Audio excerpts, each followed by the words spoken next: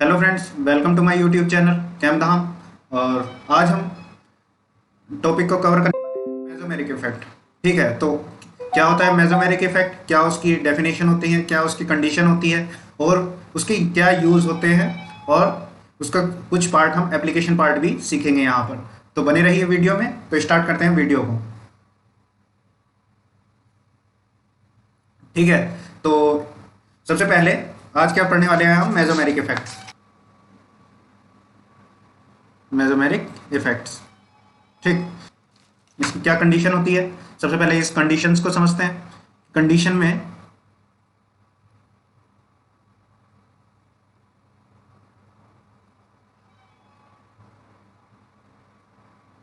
Mesomeric effects में दो atoms के बीच में बॉन्ड होगा।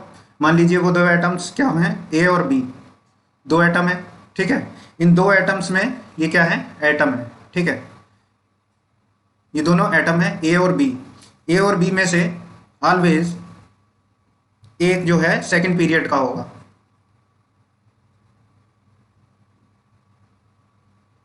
ऑलवेज सेकंड पीरियड ए या बी में से। दूसरा पॉइंट क्या है यहाँ पर? ए और बी एटम के अंदर क्या होगी? इलेक्ट्रोनिगेटिविटी डिफरेंस होगा। ए और बी हैविंग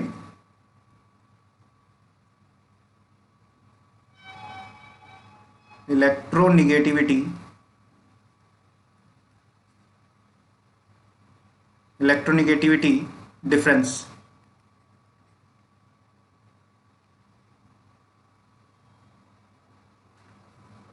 ठीक, तीसरा पॉइंट क्या होगा यहाँ पर? इस ए और बी एटम में किसी एक के पास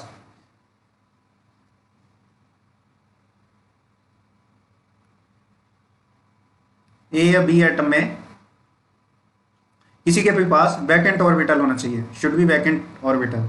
ठीक है,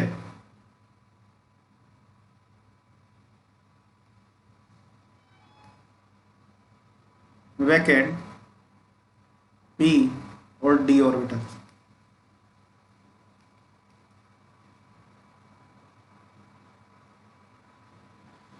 ठीक,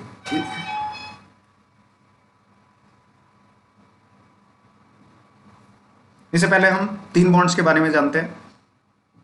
इनऑर्गेनिक में पढ़ते हैं उन बॉन्ड्स को जो हमारा BH3, BF3 और AlCl3 में पाया जाता है। ठीक है, तो यहाँ पर BH3 में किस टाइप का बॉन्ड होता है?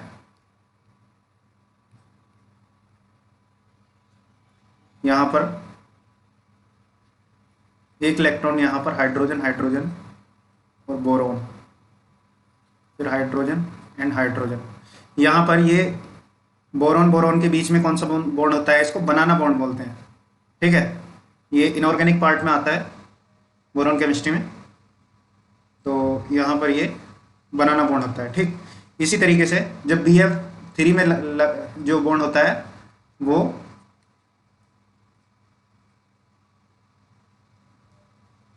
यहाँ पर बैक बॉन्डिंग शो करता है, क्योंकि इसके पास क्या होते हैं? Lone pair. और ये जो बोरोन एटम होता है वैकेंट ऑर्बिटल्स रखता है। तो यहाँ पर ये क्या शो करता है? Back bonding.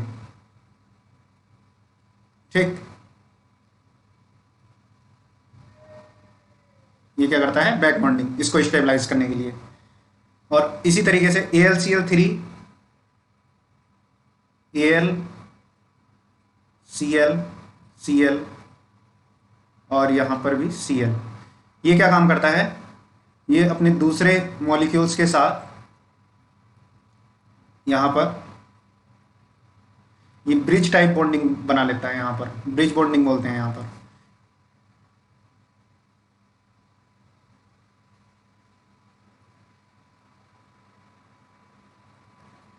ये बैक बॉन्डिंग,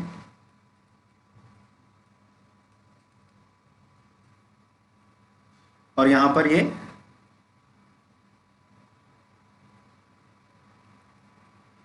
ब्रिज बॉन्डिंग करता है।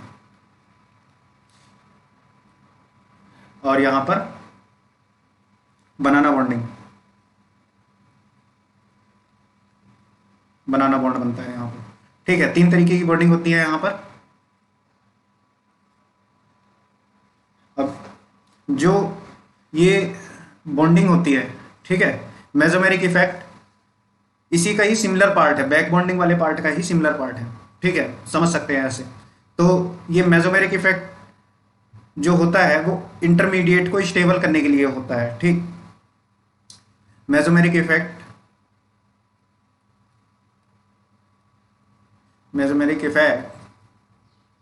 किस चीज के लिए होता है? Intermediate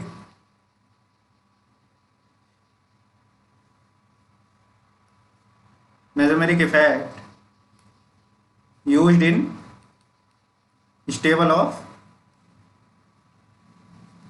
stability of intermediate. अब यहाँ पे जैसे नाइट्रोजन है, ठीक, ऑक्सीजन, फ्लोरीन, और यहाँ पर इसके पास ही फास्फोरस और क्लोरीन। तो यहाँ पर जब हम मेसोमेरिक देखते हैं तो जिसके अंदर बैकेंड, अब ये भी 2 टाइप का होता है, प्लस एम इफेक्ट और minus M effect. Plus M effect used for carbocation stability, और minus M used for carbon anion की स्टेबिलिटी को चेक करेंगे इससे। अब कैसे चेक करेंगे वो हम देखते हैं यहाँ पर। तो जैसे कि अगर हम देखें तो सेकेंड पीरियड और थर्ड पीरियड में क्या है? वैकेंट ऑर्बिटल है, ठीक, वैकेंट ऑर्बिटल है। और दूसरी चीज क्या है? इधर से इधर चलने पर क्या हो रहा है? इलेक्ट्रोनिगेटिविटी बढ़ रही है, ठीक। तो इलेक्ट्रोनिगेटिविटी बढ़ने का मतलब क्या है? निगेटिव चार्ज को होल्ड कर सकते हैं ये वाली स्पीसीज। तो इधर से इधर क्या होगा? माइनस एम इफेक्ट क्या होगा? माइनस एम इफेक्ट, ये वाले एटम्स, फास्फोरस से ज़्यादा सल्फर, सल्फर से ज़्यादा क्लोरीन, इस तरीके से माइनस एम इफेक्ट शो करेगा। और डोनेटिंग का ट्रेंड क्या है? अगर हम ऊपर वाले की बात करें तो नाइट्रोजन, ऑक्सीजन, फ्लोरीन, डोनेटिंग कौन करेगा सबसे जल्दी? जो लेस इलेक्ट्रोनिगेटिव होगा। इट मीन्स जो नाइट्रोजन एटम होगा वो प्लस एम इफेक्ट ज़्यादा शो करेगा। इसको एग्जाम्पल से समझते हैं, ठीक है। अगर हम बात करें नाइट्रोजन, ऑक्सीजन एंड फ्लोरीन, और इसके नीचे क्या है? फास्फोरस, सल्फर एंड क्लोरीन, और यहां पे भी जनरली तो इसमें ही देखते हैं, ठीक। तो जो प्लस एम का ट्रेंड होगा वो इस तरीके से होगा, और ऊपर और नीचे का ट्रेंड आ जाए तो कौन सा होगा? नीचे से ऊपर की तरफ जाएंगे तो, ठीक है, क्योंकि यहाँ पर तो वैकेंसी खाली है, वैकेंट ऑर्बिटल्स है, तो यहाँ पर तो माइनस एम इफेक्ट होगा। और माइनस एम इफेक्ट किधर शो करेगा? इधर शो करेगा। अब एग्जाम्पल से समझते हैं यहाँ पर एसिडिटी और बेसिसिटी से। जैसे कोई एग्जाम्पल है, नाइट्रोजन है, ठीक है, नाइट्रोजन के ऊपर लोन पेयर है, और यहाँ पर क्या है? CH3 और CH3, ठीक है, 3 CH3 मॉलिक्यूल्स लगे हुए हैं नाइट्रोजन के ऊपर। और दूसरा मॉलिक्यूल्स कौन सा है? दूसरा मॉलिक्यूल है आपका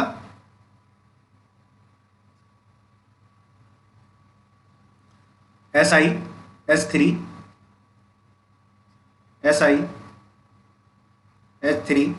और SiH3, ठीक है। तो यहां पर ये जो सिलिकॉन मॉलिक्यूल है इसमें क्या है? बैकेंट ऑर्बिटल्स है। तो ये जो लोन पेयर को है ये यहां पर इधर की तरफ डोनेट करने लगेगा, ठीक है, इसको भी, ठीक, और इसको भी। तो यहां पर क्या है? ये मोर स्टेबल लोन पेयर हो गया, मोर स्टेबल मॉलिक्यूल्स हो गया। तो ये क्या होगा? बेसिक प्रॉपर्टीज की क्या हो जाएगी? कम हो जाएगी। बेसिक क्या हो जाएगी? बेसिक प्रॉपर्टी कम हो जाएगी, लेस बेसिक हो जाएगा ये यहाँ पर। और जबकि ये क्या है? कार्बन है, कार्बन मॉलिक्यूल्स यहाँ पर वैकेंसी नहीं है, तो यहाँ पर ये होल्ड नहीं करेगा। तो ये जो है बाहर वाले हाइड्रोजन के लिए क्या होगा? जो H पॉजिटिव बाहर जो सोल्यूशन में पड़ा होगा उसके लिए बेसिक प्रॉपर्टी आराम से ये डोनेट कर सकता है अपने लोन पेयर को। तो यहाँ पर क्या होगा? ये मोर बेसिक होगा, ठीक। तो यहाँ पर इसका सिंपल सा जो यूज्ड है वो लेस बेसिक और मोर बेसिक बताने के लिए एसिड बेस थ्योरी में किया जाता है। और इसके अलावा जैसे कोई स्टेबल एनायन का फॉर्म ले लें, जैसे कोई एनायन वाले मॉलिक्यूल्स ले लें, मान लीजिए जैसे कार्बन है, ठीक, कार्बन में CH3 मॉलिक्यूल लगा दिए तीन तरफ, और ये क्या है, कार्बन एनायन, कार्बन एनायन बनाया, ठीक। और यहाँ पर ये जो कार्बन एनायन है वो किसी थर्ड पीरियड के एलिमेंट से लगा हुआ है, तो यहाँ पर तो सेकंड पीरियड हो गए, और यहाँ क्या है, सेकंड और थर्ड पीरियड हो गए। यहाँ पर मेसोमेरिक इफेक्ट देखेंगे, ठीक। तो यहाँ पर किस तरीके का क्वेश्चन पूछ सकते हैं कि यहाँ पर जो कौन सा बेसिक ट्रेंड पूछ सकते हैं कि बेसिक ऑर्डर क्या है, ठीक है। तो बेसिक, सबसे ज़्यादा बेसिक कौन सा है, मोर बेसिक, बेसिक ऑर्डर, ठीक है, बेसिक।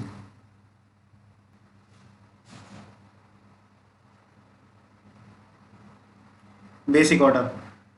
इसी तरीके से अगर हम मोर स्टेबल एनायन की बात कर लें तो मोर स्टेबल एनायन कौन सा होगा, यहाँ पर जो ए और बी में बात करें, तो अगर हम ए और बी में बात कर रहे हैं तो जो बेसिक ऑर्डर होगा, वो जो बेसिक ऑर्डर होगा, बेसिक ऑर्डर कौन सा होगा, जो अभी ये बताया, ए वाला मोर बेसिक होगा, ठीक है, देन बी वाले से। और अगर हम बात कर लें इसकी, अगर हम बात कर लें कि stability of anion, stability of anion वाले की स्टेबिलिटी ज़्यादा होगी, क्योंकि यहाँ पर जो ये कार्बन का एनायन है वो सिलिकॉन के वैकेंट ऑर्बिटल्स में, वैकेंट ऑर्बिटल से स्टेबलाइज्ड होगा, ठीक है।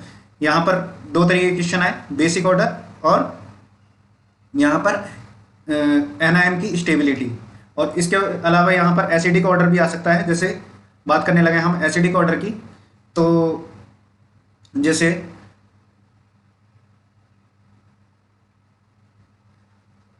एसिडिक ऑर्डर,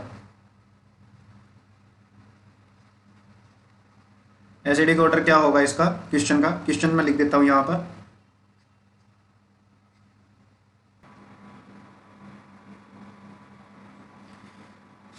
एसिडिक ऑर्डर हम जब भी देखेंगे तो यहां पर हाइड्रोजन निकालकर इसके कॉन्जुगेट एनायन की स्टेबिलिटी को चेक करेंगे, ठीक है। तो यहां पर क्या करना है, सबसे पहले ट्रिक में क्या बता रहा हूं, मतलब ट्रिक नहीं है, सबसे पहले क्या करना है, हाइड्रोजन को निकालना है, ठीक है, और सबका एनायन बना लेना है,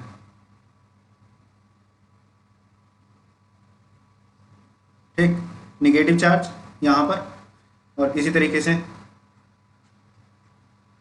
सल्फर, सल्फर यहां निगेटिव चार्ज,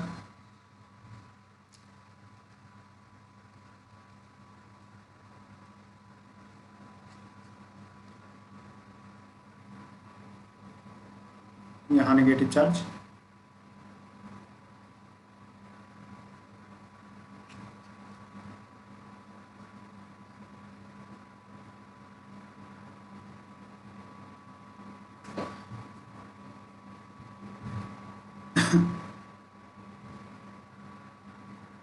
और यहाँ पर जो सबसे ज़्यादा हाइड्रोजन को रिलीज करने के बाद सबसे ज़्यादा जो स्टेबल एनायन बनना होगा वो ही हमारा क्या होगा, मोर एसिडिक होगा। तो एसिडिटी देखते हैं यहाँ पर, अब एनायन है तो यहाँ पर क्या देखेंगे, माइनस एम इफेक्ट देखेंगे। तो माइनस एम इफेक्ट किस में हो रहा है सबसे ज़्यादा, तो यहाँ पर सबसे ज़्यादा माइनस एम इफेक्ट किसका है, मैं दोबारा से समझा देता हूँ। यहाँ पर जैसे नाइट्रोजन था, ऑक्सीजन था, फ्लोरीन था,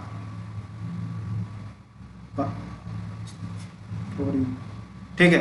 तो बैकेंट ऑर्बिटल्स किसमें सबसे ज़्यादा होंगे, माइनस एम किधर से किधर बढ़ रहा है, यहाँ से इधर, ठीक है। तो सल्फर वाले में सबसे ज़्यादा, तो मतलब बी सबसे ज़्यादा, ठीक है।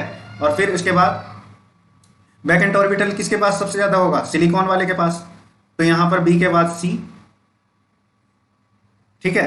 और सी के बाद फिर इसके बाद कौन सा होगा, इसमें ऊपर वाले में क्या देखेंगे, इलेक्ट्रोनिगेटिविटी।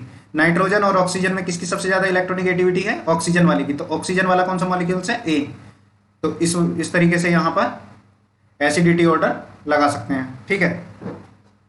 और अगर हम इसके पीके वैल्यू की पी के वैल्यू देखें तो पी के वैल्यू इसका क्या हो जाएगा, रिवर्स हो जाएगा, क्योंकि जो मोर एसिडिक होता है उसकी पी के वैल्यू क्या होती है, सबसे कम होती है। ठीक,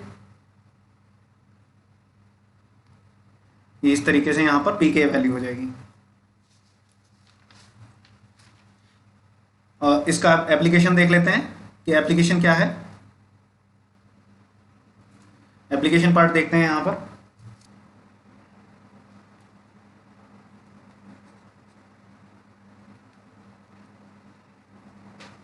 एप्लीकेशन ऑफ मेसोमेरिक इफेक्ट में क्या देखते हैं यहां पर कि जो ये मेसोमेरिक इफेक्ट है वो डिस्टेंस पर डिपेंड नहीं करता है।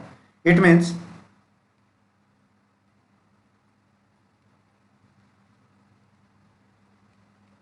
दिस इज नॉट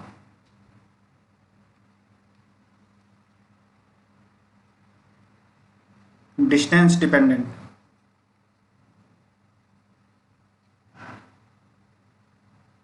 ठीक, electron is equally donate, equal donate होगा। एग्जाम्पल से समझते हैं। जैसे मैंने यहां पर ऑक्सीजन है, ठीक है, ऑक्सीजन के बाद क्या है, यहां पर ये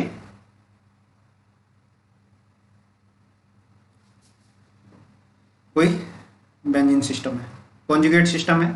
ठीक है, कॉन्जुगेट सिस्टम में क्या हो रहा है, ये यहाँ और ये यहाँ, इस तरीके से जो निगेटिव चार्ज होगा वो यहाँ क्या होगा, एटम टू एटम रीडिस्ट्रीब्यूट होगा। इलेक्ट्रॉन डेंसिटी क्या होगी यहाँ पर,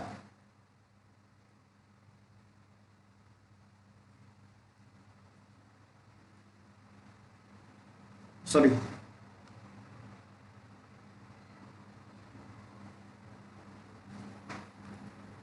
इसके बाद अगर ये पाई, ये एनायन इस बॉन्ड पर जाए तो ये वाला जो पाई बॉन्ड है वो कहाँ जाएगा, इस वाले बॉन्ड पर।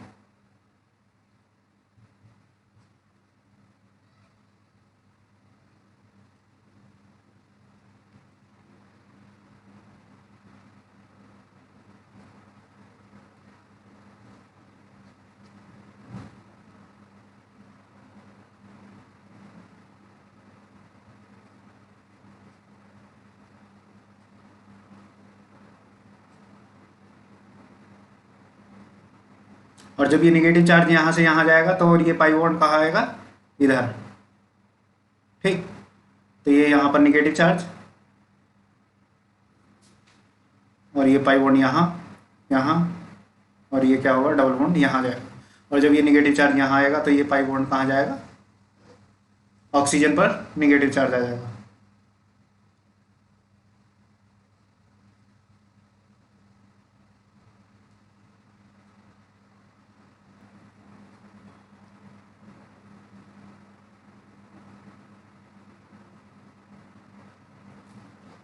ठीक, ऑक्सीजन क्या होगा, यहाँ पर आ जाएगा। तो ये इसका बेसिक सा एप्लीकेशन था। इसके बाद इसका जो एप्लीकेशन है वो कार्बिन और नाइट्रीन में आता है। ठीक है, तो सबसे पहले बात कर लेते हैं हम कार्बिन की। कार्बिन भी दो टाइप की होती हैं, सिंगलेट कार्बिन एंड ट्रिपलेट कार्बिन। तो थोड़ा अभी कार्बिन के बारे में जान लेते हैं। ठीक है, कार्बिन सिस्टम, कार्बिन क्या होती है, दो टाइप की होती है, सिंगलेट कार्बिन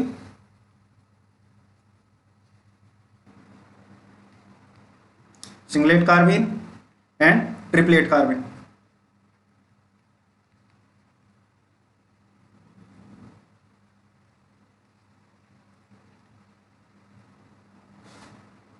सिंगलेट कार्बिन का मतलब क्या है, जो हुंड रूल को फॉलो नहीं करती हैं। मतलब जैसे सिंगलेट कार्बिन, कार्बिन क्या बताया था मैंने, जो यहाँ पर इलेक्ट्रॉन होंगे इसके, ठीक है, दो इलेक्ट्रॉन्स होंगे। तो अगर हम इसको खोल कर लिखें, कार्बिन सिस्टम ये होता है। ठीक, तो सिंगलेट कार्बिन का मतलब क्या है कि जो ये कार्बन है, कार्बन सिस्टम में दो ऑर्बिटल्स और होंगे यहाँ पर, तो यहाँ पर जो इलेक्ट्रॉन होगा वो इस टाइप से होगा, और एक ऑर्बिटल क्या होगा, एम्प्टी ऑर्बिटल होगा। ठीक, और ट्रिपलेट कार्बिन में क्या होगा, ये सिंगल बॉन्ड यहाँ और एक सिंगल बॉन्ड यहाँ, सिंगल इलेक्ट्रॉन यहाँ पर और एक सिंगल इलेक्ट्रॉन यहाँ पर, बॉन्ड नहीं सॉरी। ठीक, तो एस इज, यहाँ पर क्या देखते हैं हम, स्पिन मल्टीप्लिसिटी निकालें यहाँ पर, तो 2s+1 फॉर्मूला होता है स्पिन मल्टीप्लिसिटी का, और यहाँ पर जो s होता है वो क्या होता है, 0 होगा, क्योंकि एक क्लॉकवाइज है एक एंटी क्लॉकवाइज है, तो स्पिन क्या होगी 0। तो यहाँ पर 2 × 0 + 1 = 1, तो इस वजह से इसको सिंगलेट कार्बाइन नाम दिया गया। और यहाँ पर क्या है, हाफ प्लस हाफ, ठीक, हाफ प्लस हाफ क्या हो गया 1, s = क्या हो गया 1। तो यहाँ पर s = 1, स्पिन मल्टीप्लिसिटी क्या होगी इसकी, 2s+1 = 2, s की जगह क्या क्या रखेंगे हम यहाँ पर, इंटू 1 + 1 = 3, ठीक। तो यहाँ पर ये 3 और यहाँ पर ये 1, इसलिए इसका नाम क्या है, सिंगलेट कार्बाइन, सिंगलेट कार्बाइन। और ये क्या होगी, ट्रिपलेट,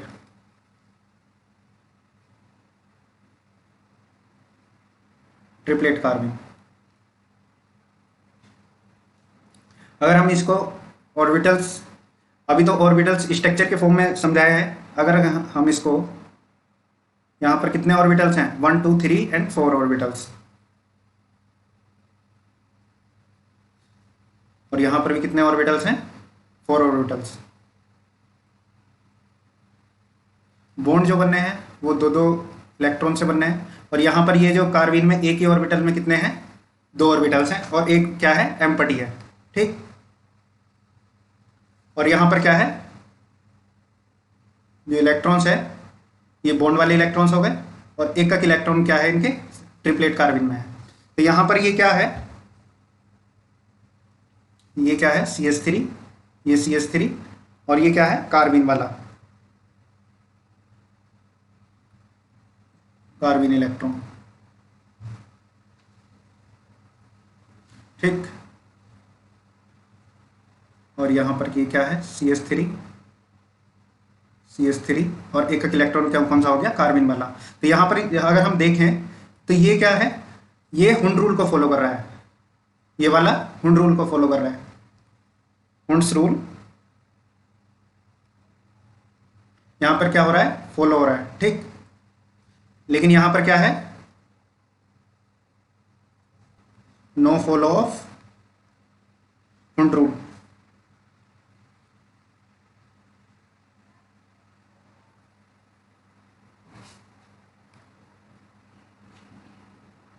ठीक, तो अगर हम फ्री स्टेट में देखें, फ्री स्टेट में क्या का मतलब है कि अगर सिंपली इस तरीके से देखें तो हुंड रूल वाली, जो हुंड रूल को फॉलो कर रही है, फॉलो हुंड रूल, तो ये क्या होगी, कार्बाइन क्या होगी, ट्रिपलेट कार्बाइन क्या होगी, यहां पर triplet carbene is more stable, is more stable than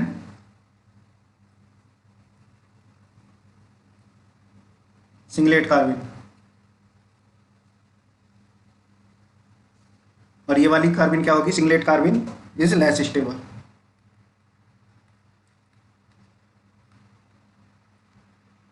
is less stable. लेकिन एक बात है, अगर यहां पर बैक एंड ऑर्बिटल है तो यहां पर क्या होगा, बैक बॉन्डिंग फॉलो हो जाएगी, मतलब यहां पर क्या होगा, बैक बॉन्डिंग हो सकती है, बैक बॉन्डिंग हो सकती है सिंगलेट कार्बाइन में। तो अगर हम इसका एग्जांपल देखें, जैसे क्वेश्चन है, अगर कार्बाइन के ऊपर क्वेश्चन आ गया कि कार्बन की स्टेबिलिटी बताओ, तो अगर हम इस तरीके से देखें क्वेश्चन को, यहाँ पे ये क्या है, कार्बाइन मॉलिक्यूल्स हैं, ठीक है, ये A B C D और E, ठीक है। तो यहाँ पर हमें यहाँ पर क्या बताना है, स्टेबिलिटी बतानी है, कार्बन की स्टेबिलिटी बतानी है, स्टेबिलिटी ऑर्डर बताना है। ठीक, स्टेबिलिटी ऑर्डर अगर हम यहाँ बताएं तो क्या होगा, यहाँ पर ऑक्सीजन मॉलिक्यूल है, नाइट्रोजन है, सल्फर है, फ्लोरीन है। तो हमने क्या बताया, सिंगलेट कार्बन अगर यहाँ पर बैक बॉन्डिंग हो रही होगी तो हम सबको सिंगलेट मानकर चलेंगे। बैक बॉन्डिंग हो सकती है तो कार्बन जो होगी हमेशा सिंगलेट की फॉर्म में होगी। ठीक है, तो स्टेबिलिटी के लिए यहाँ पर सिंगलेट की फॉर्म में मानेंगे। और जैसे तो यहाँ पर सिंगलेट ये 6 इलेक्ट्रॉन स्पीसीज है, तो सबसे ज़्यादा यहाँ पर कौन सा देखेंगे, प्लस एम इफेक्ट देखेंगे। यहाँ पर कौन सा देखेंगे, प्लस एम इफेक्ट। तो प्लस एम इफेक्ट में कौन सा, यहाँ पर कौन कौन से मॉलिक्यूल्स हैं, नाइट्रोजन मॉलिक्यूल है। ठीक है, तो सबसे पहले क्या होगा, नाइट्रोजन होगा, क्योंकि ये लेस, यहाँ पर क्या होगा, इसके पास लोन पेयर होंगे, वो इसे डोनेट कर देगा। ठीक, नाइट्रोजन के बाद फिर ऑक्सीजन, नाइट्रोजन के बाद ऑक्सीजन, फिर कौन सा होगा, फ्लोरीन के पास भी लोन पेयर है। ठीक, तो यहाँ इसके बाद क्या होगा, फ्लोरीन, अगर कंपेयर करें इनसे। ठीक है, और इसके बाद कौन सा होगा, सल्फर के पास भी लोन पेयर है, सल्फर वाला देगा। ठीक, और फिर ई वाला। तो ये हमारा स्टेबिलिटी ऑर्डर हो जाएगा। ठीक, ड्यू टू बैक बॉन्डिंग। अगर हम सिंपल अगर दूसरा क्वेश्चन देखें, जैसे कार्बन है, फ्लोरीन, फ्लोरीन,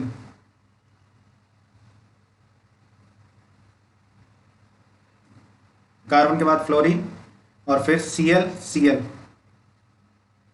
फिर carbon, bromine, bromine, iodine, iodine. ठीक, ये कार्बन की फॉर्म है। अगर हम इसमें स्टेबिलिटी की बात करने लगे, यहां पर सब जगह लोन पेयर है। ठीक है, समझ लेना, यहाँ पर 6 लोन पेयर्स हैं सब पर। ठीक, तो यहाँ पर क्या होगा, बैक बॉन्डिंग करेगा ये कार्बन के साथ क्या करेगा, बैक बॉन्डिंग करेगा। तो सबसे ज़्यादा जिसमें बैक बॉन्डिंग होगी ये 2 ऑर्बिटल्स है। इसका प्रिंसिपल क्वांटम नंबर क्या है, 2p ऑर्बिटल। और यहाँ पर भी क्या है, 2p ऑर्बिटल। सॉरी, ये कौन सा है, सेकंड पीरियड का एलिमेंट है, और ये भी सेकंड पीरियड का एलिमेंट है। तो ये 2p, यहाँ पर कौन सी बैक बॉन्डिंग होगी, 2 के बीच में। ठीक, यहाँ पर कौन सी होगी, 2-3 के बीच में, और फिर यहाँ पर कौन सी होगी, 2-4 के बीच में। इसी तरीके से यहाँ पर कौन सी होगी, 2-5 के बीच में। तो जो बैक बॉन्डिंग का ऑर्डर है वो कौन सा होगा, ये होगा। और स्टेबिलिटी भी किसी तरीके से बढ़ेगी, A, B, C और D। ABCD में बैक बॉन्डिंग होगी, मतलब स्टेबिलिटी जो होगी वो इस तरीके से बढ़ेगी।